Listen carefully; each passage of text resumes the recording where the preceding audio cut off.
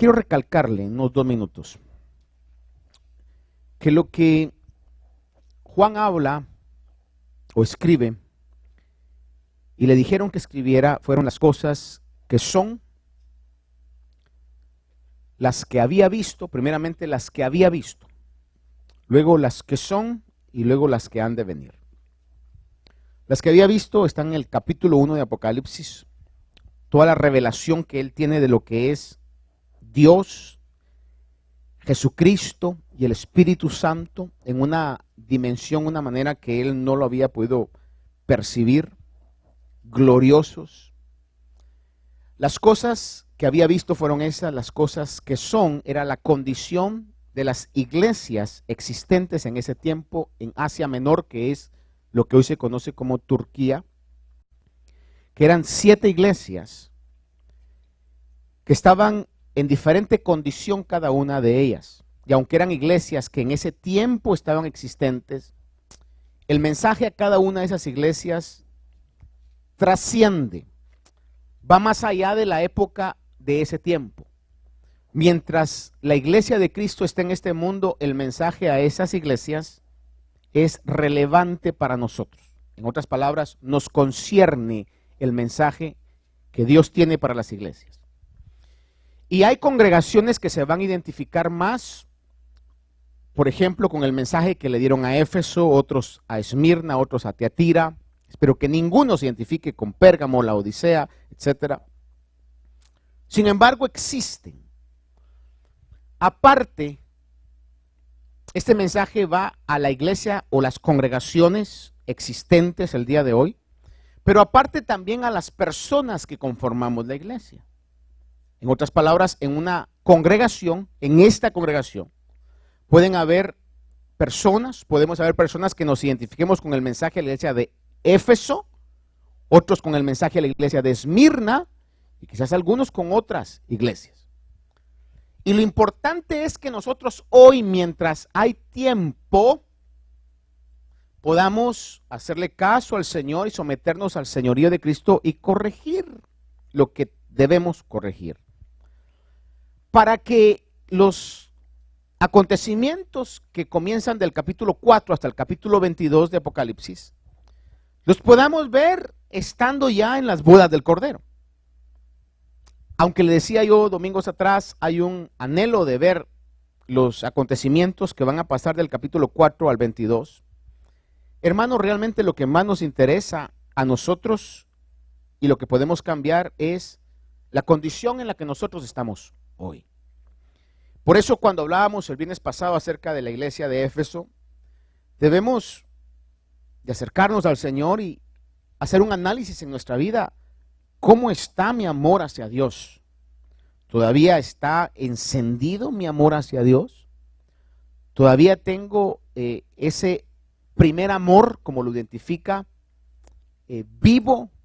¿O ya mi vida cristiana está apagada en ese amor? Y si así lo es, debo de hacer algo para poder avivar el fuego del don de Dios. Como Pablo le escribió a Timoteo y le dijo, aviva el fuego del don de Dios. Tenemos que mantener ese fuego avivado, porque esa es la base para que no caigamos en las situaciones que otras iglesias cayeron. Si nuestro amor está apagado, déjeme ponerlo de esta manera, todos estamos, en inglés usan una palabra que dice you are wired, como que estamos diseñados para amar algo. Y si no amamos a Dios, estaremos amando alguna otra cosa que está tomando el lugar de Dios. Y eso, amados hermanos, es idolatría. Todo lo que toma el lugar de Dios en nuestro corazón está en contra de lo que como creyentes tenemos que ser. Porque el primer mandamiento es, amarás al Señor. Ni siquiera dice servirás, sino amarás al Señor tu Dios. ¿Y de qué manera? No a medias tintas, como dice, sino con todo tu corazón, alma, tus fuerzas, tu mente. Por eso es que de una manera particular y exacta comienza con el mensaje de la iglesia de Éfeso, para que podamos avivar ese primer amor. Pero hoy que vamos a ver la segunda iglesia, la iglesia de Esmirna, que estaba alrededor de unas, creo como unas 80 millas para el norte, donde estaba la ciudad de Éfeso. Déjeme hablarle un poquito de Esmirna. Esmirna es la palabra que se traduce también como mirra. Mirra era una fragancia que se sacaba cuando se extraía de una planta que había que destrozarla, había que, usted se va a reír de mí, pero ¿cómo se dice? Crush, triturar, tenía que triturarse esa planta. Y la palabra Esmirna significa mirra, que era una fragancia que salía de ese proceso de trituración de esa planta. La ciudad de Esmirna, obviamente era una antigua ciudad en esa área de lo que hoy es Turquía, unas 40 millas, le dije 80, como 40 millas de Éfeso. Y fíjense que era, el día de hoy aún, es la ciudad principal de esa área.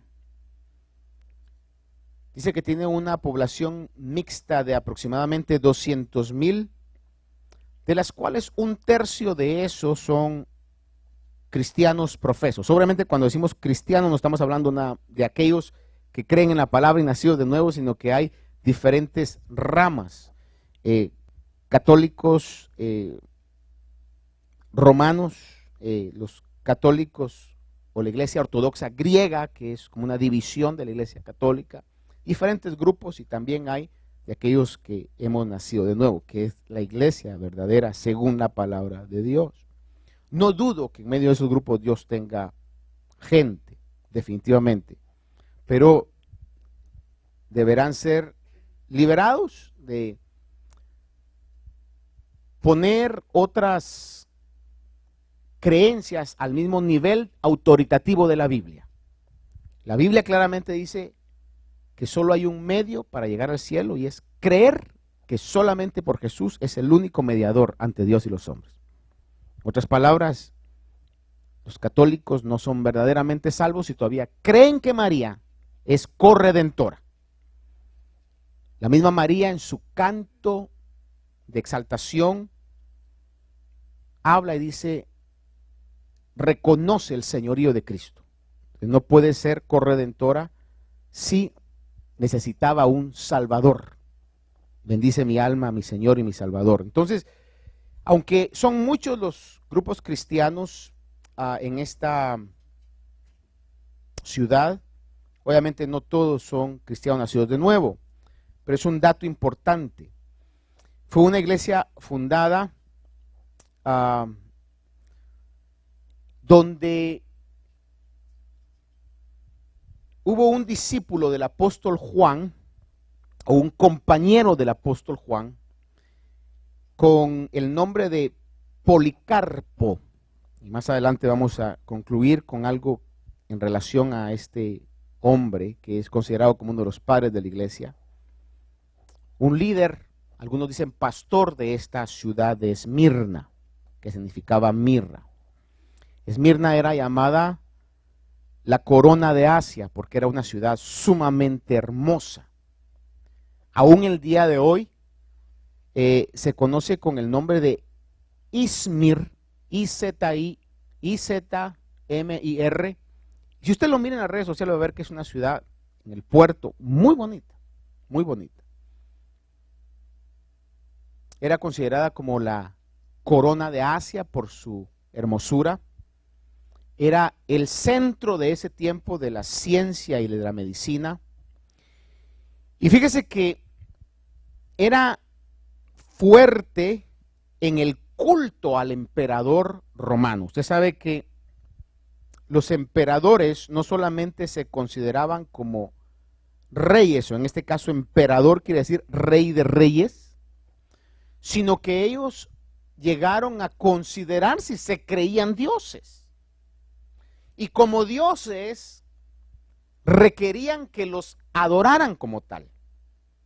al grado que en todo el imperio romano y en las provincias que ellos conquistaban, requerían que hubiera un reconocimiento al señorío o a la deidad del emperador. Y como parte de un saludo, una veneración, decían: César es señor, Caesar is Lord, obviamente en su idioma, ¿verdad? Que vendría siendo, en este caso, el que se hablara en la región. Y ellos venían y tenían que confesar. De hecho, una vez al año trataban de hacer un culto al emperador, donde confesaban que César era señor. Específicamente en esta ciudad se había hecho fuerte en la adoración al César. Tenían una imagen no solamente de la diosa Roma, sino también de César como Dios. Vamos a hablar un poco más de este hombre, pero Policarpo, que era líder de esa iglesia, que algunos consideran que era el pastor de esa iglesia, a los 86 años fue quemado por haber rehusado dar culto al emperador. Fue quemado porque rehusó decir, hablar, articular y decir: César es Señor. Eso nos da una idea de la persecución que esta iglesia tuvo. De hecho, el Imperio Romano comenzó a perseguir a la iglesia, motivada también por falsos judíos. No es que no fueran judíos de sangre, eran judíos de sangre, pero realmente no eran judíos de corazón, como lo dice la palabra de Dios en Romanos capítulo 8. Que se veían amenazados con el cristianismo, propiciaban a Roma para que persiguiera a los cristianos.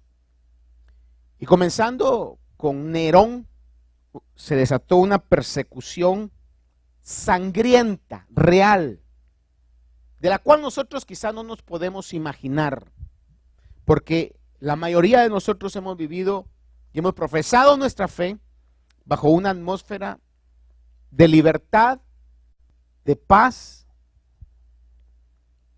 que los hermanos del principio no tuvieron. El versículo 8 comienza diciendo, 2:8 lo que leímos, y le dice: escribe al ángel que era el mensajero o el pastor encargado o el anciano encargado. Le dice el Señor a Juan que escribiera y le escribiera esto al mensajero de la iglesia en Esmirna. Se identifica como el primero y el último. Se identifica a Jesús como el que estuvo muerto y ha vuelto a la vida. Dice esto. Mire cómo comienza a describirle. Dice: yo conozco tu tribulación. Es lo primero que le dice. Era una iglesia que estaba en medio de una situación difícil de tribulación y de sufrimiento. Le dice: yo conozco tu tribulación y tu pobreza. Pero le dice Dios: pero tú eres rico. Distinto a lo que le dice a la iglesia de la Odisea, que le dice: tú dices que eres rico, pero yo te digo, eres pobre, ciego y desnudo. A Esmirna le dice: tú eres pobre. Era una iglesia donde, sin duda, por la fe que tenían, no podían realmente alcanzar, tener una economía fuerte, porque eran discriminados, eran reprimidos y eran perseguidos por su fe. Dice: yo conozco tu tribulación y tu pobreza, pero tú eres rico. Y añade y le dice el verso 9: y la blasfemia de los que se dicen ser judíos y no lo son, sino son sinagoga de Satanás. Oiga esto: sinagoga de Satanás. Cuando el Señor comienza a identificarse aquí, se identifica como aquel que estuvo muerto y ha vuelto a la vida. Muy importante reconocer esto, porque recuerde que la revelación o Apocalipsis es la revelación principalmente del Señor Jesucristo. Hebreos 2:9 le leo, dice: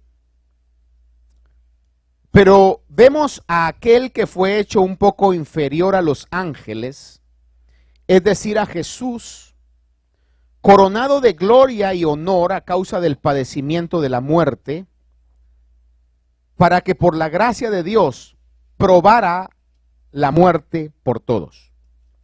¿Por qué el Señor estuvo muerto? Porque era necesario que probara la muerte por todos, lo dice la Biblia. Por eso Él se identifica, dice, está escribiendo el que estuvo muerto.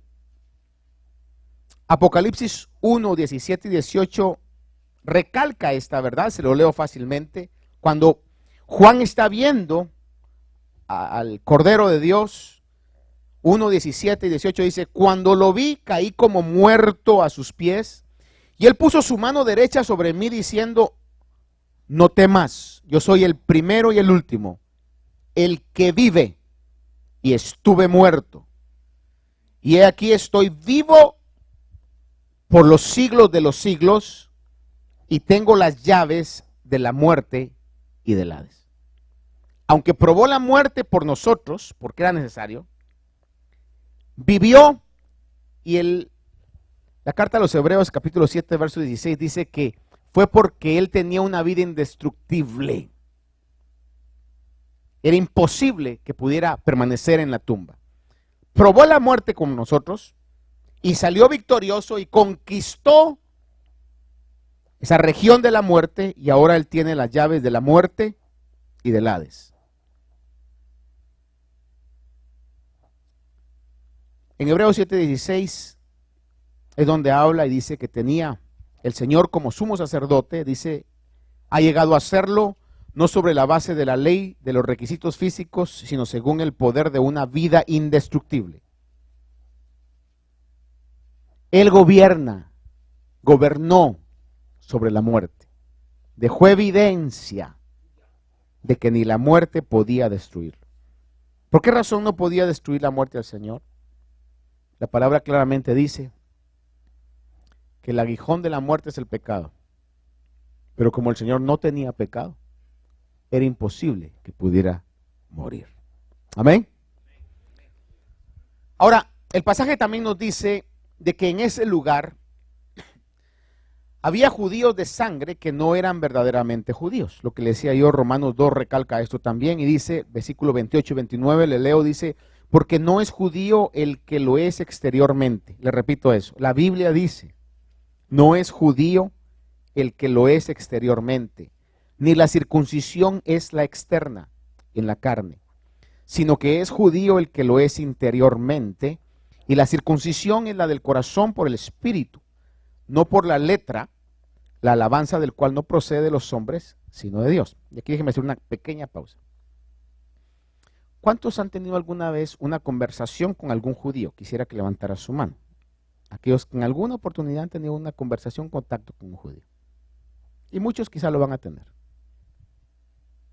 Le pregunto, ¿se atrevería usted a hablar con un judío?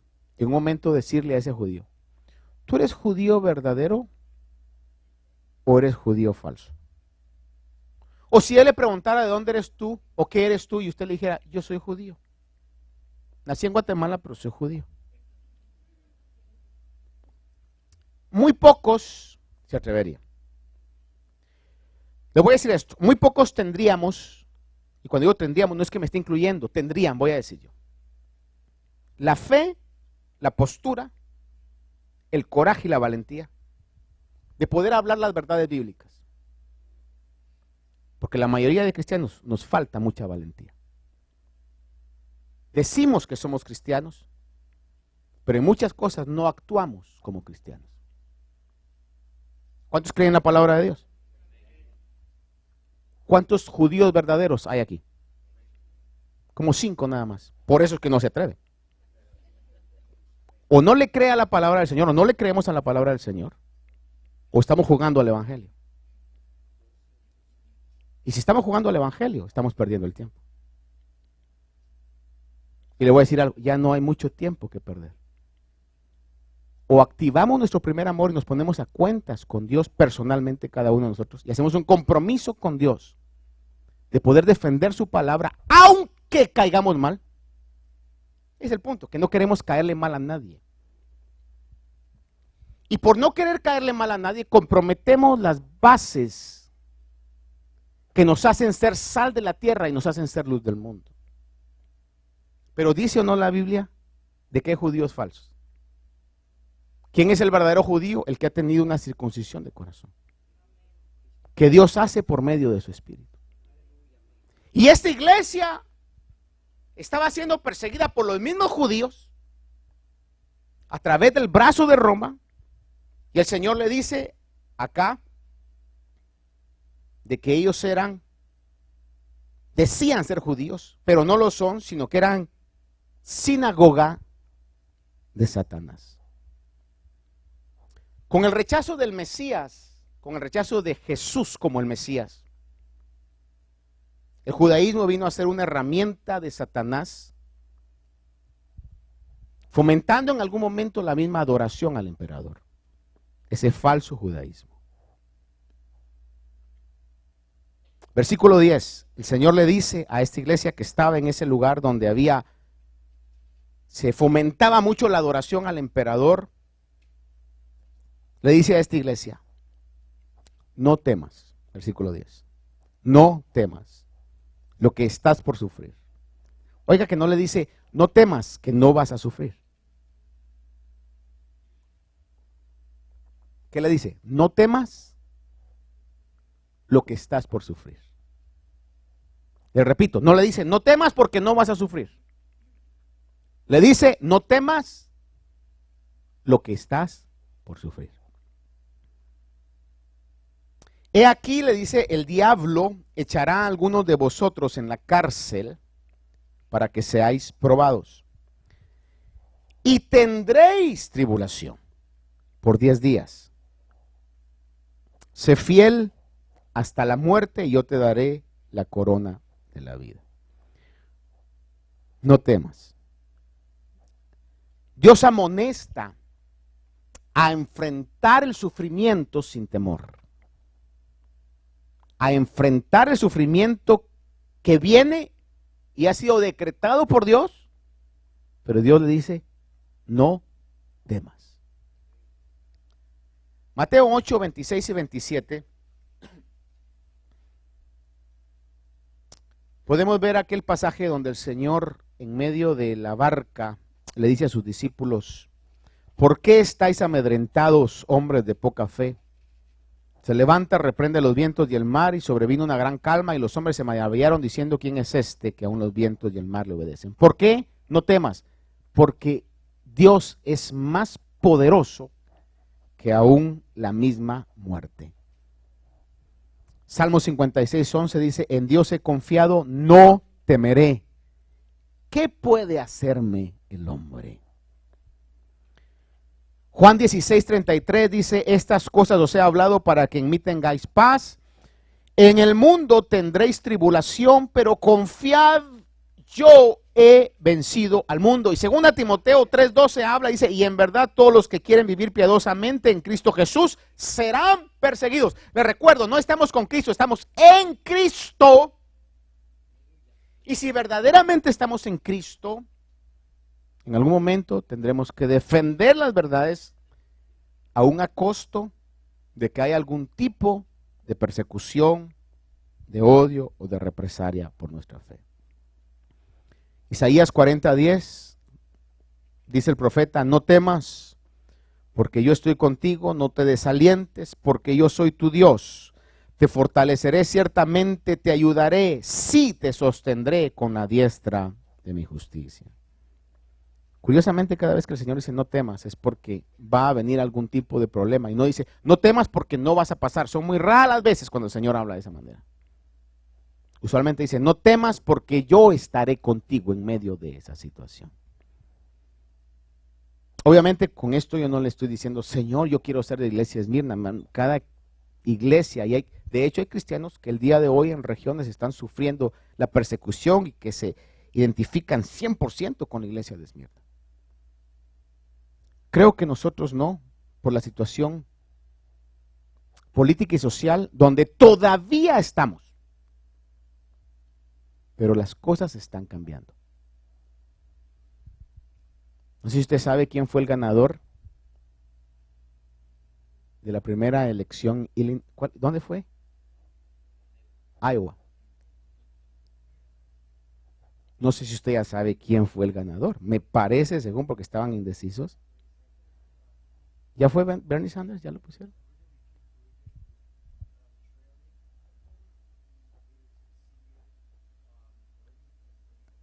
Ok, estaba entre los dos, ya sean Bernie Sanders o el mayor, que usted sabe qué identificación de género él tiene, entre ellos dos.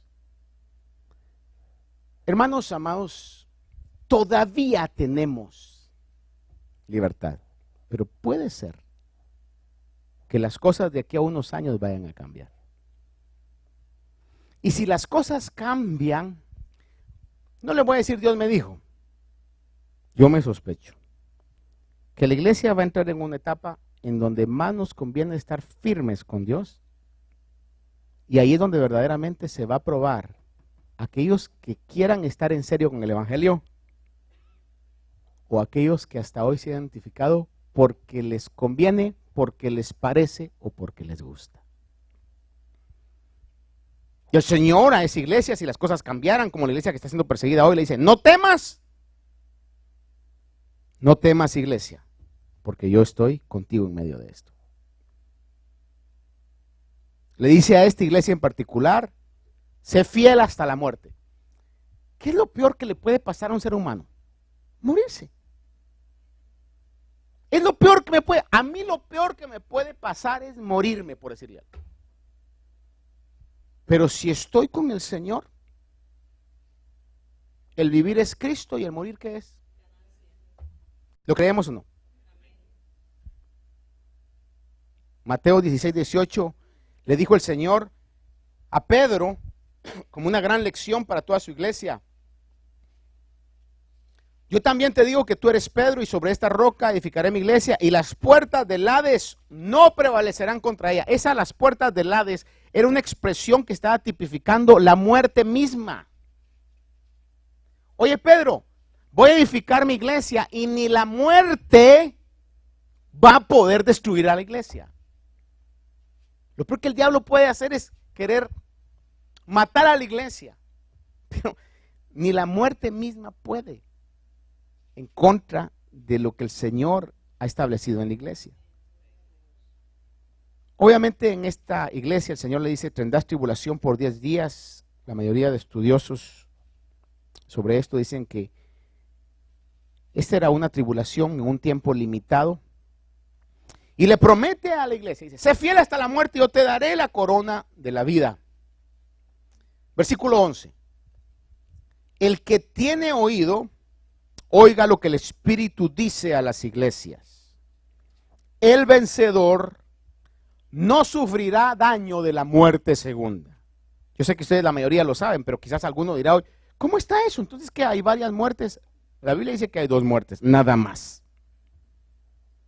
La muerte primera o la muerte física y la muerte segunda, que es una muerte en cierto tipo espiritual. La muerte segunda. Dice, no temas, sé fiel hasta la muerte.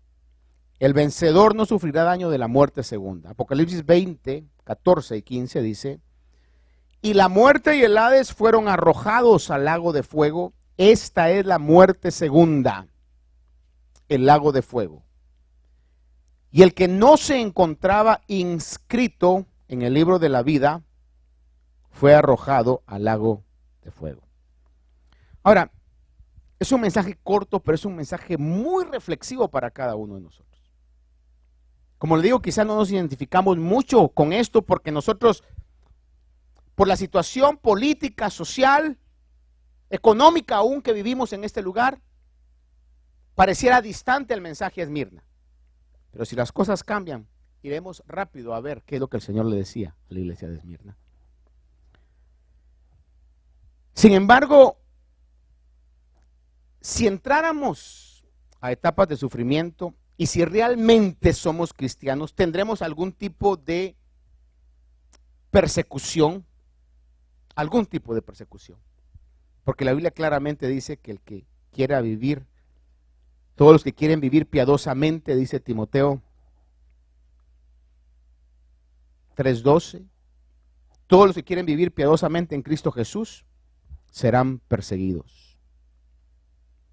El Señor no ocultó que iba a haber tribulación. Dijo, estas cosas os he hablado, Juan 16:33, estas cosas os he hablado para que en mí tengáis paz. En el mundo tendréis tribulación, pero confiad, yo he vencido al mundo. Por eso es que el verdadero evangelio, el verdadero creyente que cree la palabra de Dios, el verdadero judío, miedo a la muerte no deberíamos tener. Aún miedo a la tribulación no deberíamos tener. Deberíamos de agarrar las palabras del Señor que dice, no temas, yo estoy contigo. Fíjese que curiosamente el sufrimiento que viene a la iglesia de Cristo, dígame esto, el sufrimiento que viene a la iglesia de Cristo, la tribulación que viene a la iglesia de Cristo, en lugar de destruirla, la purifica. Los movimientos más grandes, los avivamientos más grandes de la genuina iglesia de Cristo, y debo de recalcar esto, genuina iglesia de Cristo, se ha dado en medio de situaciones de sufrimiento y de tribulación. Por alguna razón, los cristianos estamos diseñados para que en medio de la tribulación y el sufrimiento, en lugar de alejarnos, nos acerquemos más a Dios. Oh, y algunos de ustedes, todos nosotros, hemos pasado esto. Todavía ora como cuando oraba que tenía grandes problemas en su familia. O eso ya es cosa del pasado.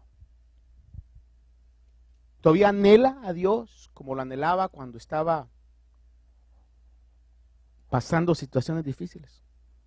No, porque una vez ya el barco se calma, nuestra devoción también se apaga. Primera Pedro 5:10 resume esto.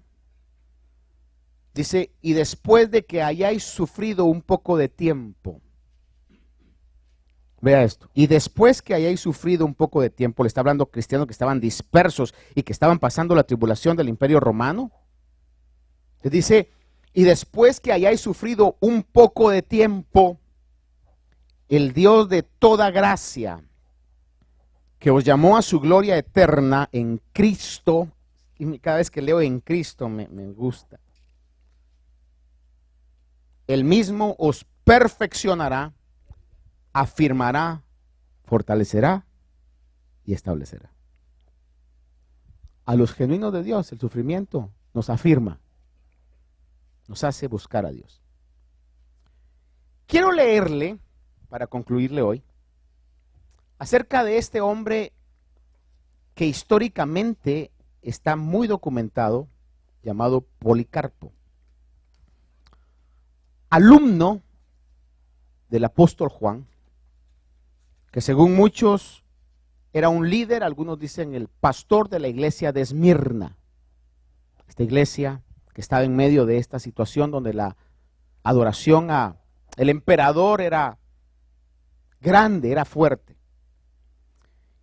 Hay un libro que los hermanos maestros de discipulado les dije que lo leyeran el año antepasado fue. El año pasado leyeron otro y este año ya sé cuál vamos a leer. Bueno, yo ya lo leí, ¿verdad? ¿Cuál van a leer ellos? Pero en el libro de John Fox, que relata las persecuciones de la iglesia, se relata en una persecución, creo que era como la tercera persecución, la tercera o cuarta persecución que se dio. Y le leo del libro de los mártires acerca de Policarpo, de este hombre que era líder, era pastor de la iglesia. Dice, Marco Aurelio fue el sucesor en el trono en el año 161 de nuestro Señor. Escuche esto. Este era el emperador Marco Aurelio.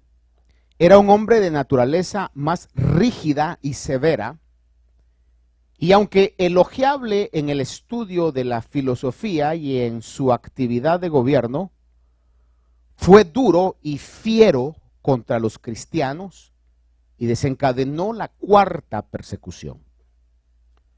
Las crueldades ejecutadas en esta persecución fueron de tal calibre que muchos de los espectadores se estremecían de horror al verlas y quedaban atónitos ante el valor de los sufrimientos, de los sufrientes. Le leo una vez más esto. Los espectadores se estremecían al ver la crueldad, pero quedaban atónitos, con la boca abierta. En inglés le llaman flabbergasted, boquiabiertos, al ver cómo esos hombres con la valentía afrontaban la persecución. Algunos de los mártires eran obligados a pasar con sus pies ya heridos sobre espinas, clavos y afiladas conchas, etc. Puestos de punta estaban estos clavos, conchas. Otros eran azotados hasta que quedaban a la vista sus tendones y venas. Y después de haber sufrido los más atroces tormentos que pudieran inventarse, eran destruidos por las muertes más temibles. Esto lo está escribiendo un hombre como un dato histórico. Dice: Germánico, un hombre joven, pero verdadero cristiano. Esto no lo digo yo, lo dice John Fox. Verdadero cristiano, siendo entregado a las fieras a causa de su fe, se condujo con un valor tan asombroso que varios paganos se convirtieron a aquella fe que inspiraba tal arrojo y tal valentía. No hablaron. Sus actos hacían que la gente se hiciera cristianos, solo por ver cómo actuaban.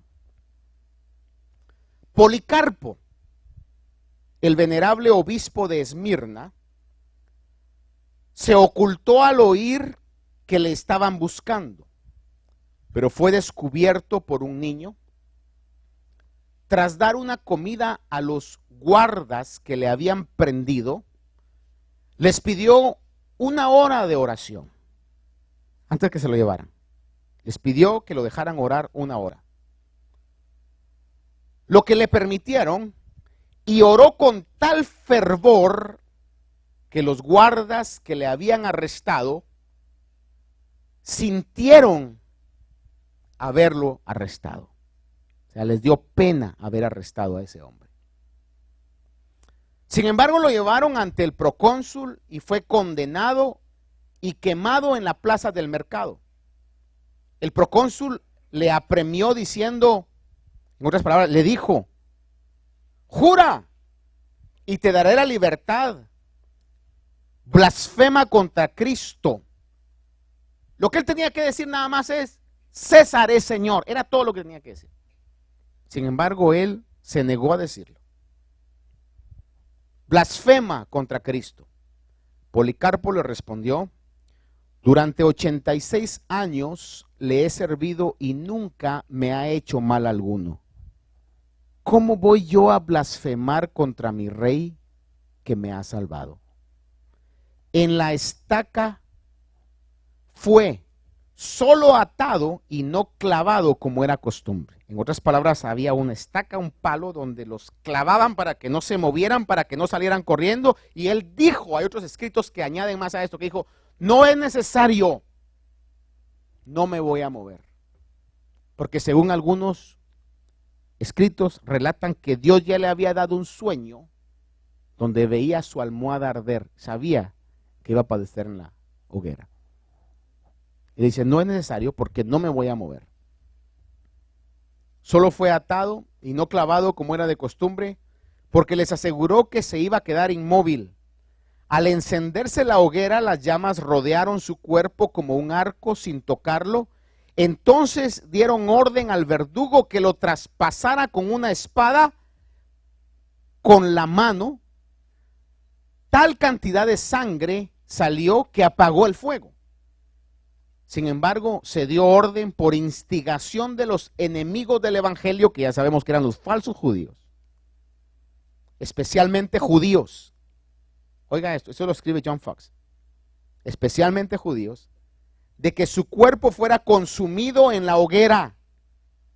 Y la petición de sus amigos que querían darle cristiana sepultura fue rechazada.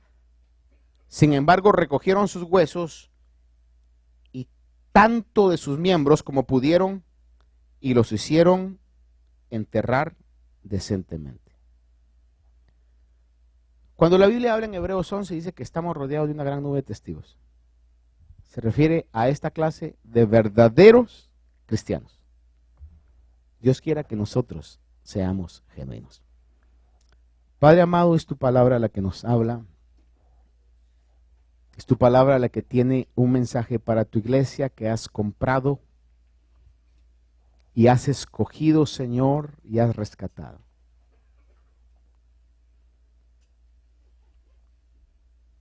Vivimos una etapa, Señor, de